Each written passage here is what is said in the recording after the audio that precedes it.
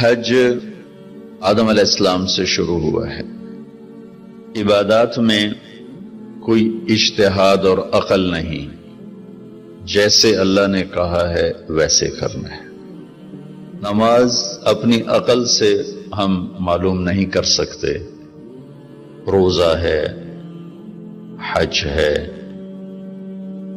عبادات میں جیسے آسمان والے نے بتایا اور جیسے جناب رسول اللہ صلی اللہ علیہ وسلم نے کر کے دکھلایا، بس ہم نے وہ کرنا ہے۔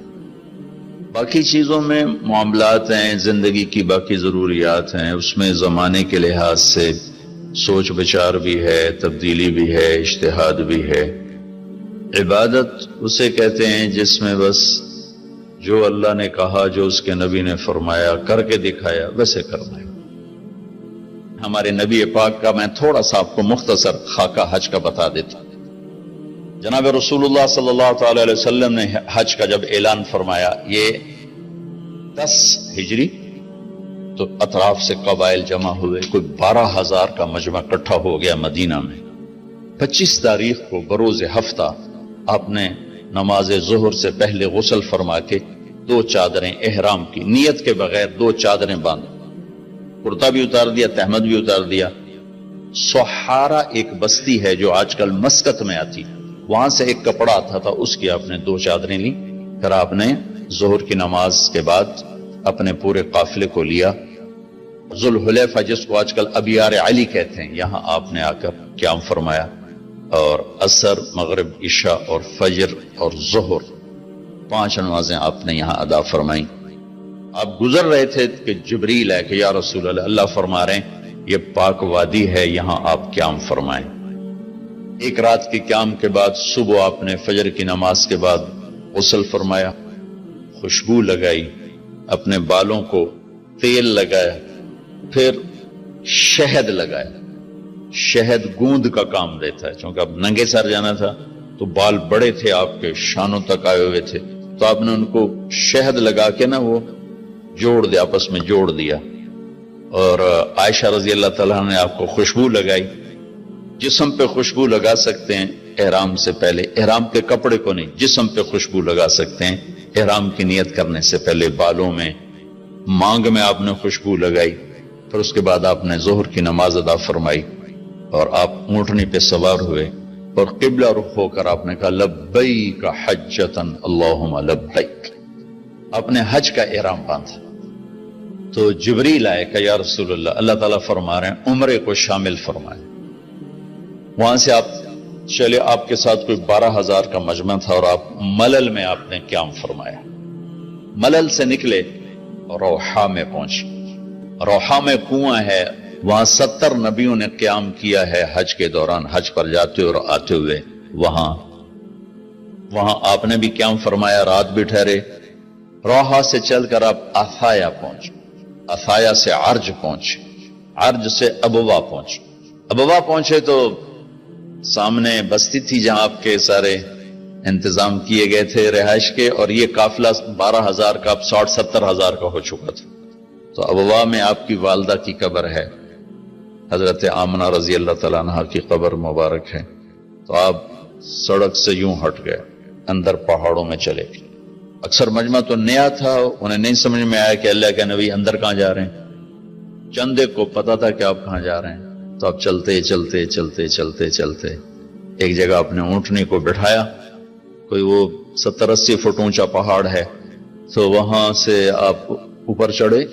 یہ اپریل کا مہینہ تھا اور ماں کی قبر کے سرانے تشریف لائے، اور یوں اپنے گھٹنے اٹھائے اور ہاتھ یہاں رکھے اور سر یہاں دیا، یہ پوزیشن بنائی جیسے چھوٹے بچے بناتے، اور پھر جوں سرہانے بیٹھ کے رونا شروع کیا۔ صدمہ تو چند دنوں بعد بھول جاتا، میں اب اپنی ماں کے یاد میں رونا بھی چاہوں تو رونا نہیں آتا، اپنے باپ کی یاد میں رونا بھی چاہوں تو رونا نہیں آتا۔ اور میرے نبی کو 57 برس گزر چکے تھے ماں کے گئے ہوئے، تو وہ 57 سال پرانا درد ابھی زخم بھرا نہیں۔ آپ اس پوزیشن میں بیٹھے اور اتنا روئے اتنا روئے، کہ سارا رواں رواں آپ کا آنکھ بن کے رو رہا تھا، وہ ساری داڑھی آپ کی آنسوں سے تر ہو گئی، اور آپ نے آگے جانے سے انکار کر دیا کہ میں آج رات اپنی ماں کے پاس ٹھہروں گا۔ آپ نے رات وہیں گزاری۔ کیا رات تھی! ابواس سے چلے تو آپ عصفان پہنچے۔ عصفان تھے تو آپ نے کہا ابوبکر یہ کون سی جگہ ہے؟ کہا جو عصفان۔ کہا میں دیکھ رہا ہوں ہود اور صالح علیہ السلام گزر رہے ہیں اس وادی سے، لبیک کہتے ہوئے حج کو جا رہے ہیں۔ عصفان سے آپ مرہ زہران پہنچے، پھر وہاں سے آپ صرف پہنچے، پھر وہاں سے آپ تنعیم پہنچے۔ تنعیم میں آپ نے احرام کی چادروں کو تبدیل فرمایا، جو 2 چادریں مدینہ میں زیب تن فرمائی تھی، تنعیم اتار کر 2 نئی چادر اسی کپڑے کی۔ پھر مکہ کے ٹاپ سے آپ انٹر ہوئے اور بیر زی طوا کے کنویں پر آ کر آپ نے قیام فرمایا۔ یہ ہے اتوار کی رات، 25 کو چلے اور 4 کی رات کو، یہ مہینہ 29 کا تھا، تو 4 کی رات کو آپ مکے پہنچ گئے۔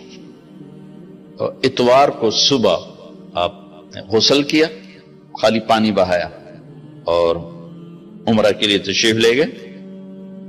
صفا مروہ کی طرف سے آپ پہنچے، باب و بنی شیبہ کے سامنے آپ نے اونٹنی کو بٹھایا تو بنو ہاشم خاندان کے بچے آ گئے، ان سب کو ملے، کئیوں کو اونٹنی پہ بٹھا لیا، کئیوں کو پیار کیا، گلے لگایا، پھر ان سب سے ہو کر باب و بنی شیبہ، یہ باب و بنی عبد مناف تھا، آپ کے خاندان کا دروازہ تھا، اس سے آپ انٹر ہوئے، اور جب آپ فارغ ہوئے تو باب و بنی مخزوم سے آپ باہر نکلے۔ آپ نے جاتے ہی حجر اسود کا بوسہ لیا، پھر سجدہ کیا، پھر بوسہ لیا، پھر سجدہ کیا، پھر بوسہ لیا، پھر سجدہ کیا، پھر آپ رونے لگے، بہت روئے۔ اس کے بعد آپ طواف شروع فرمائے۔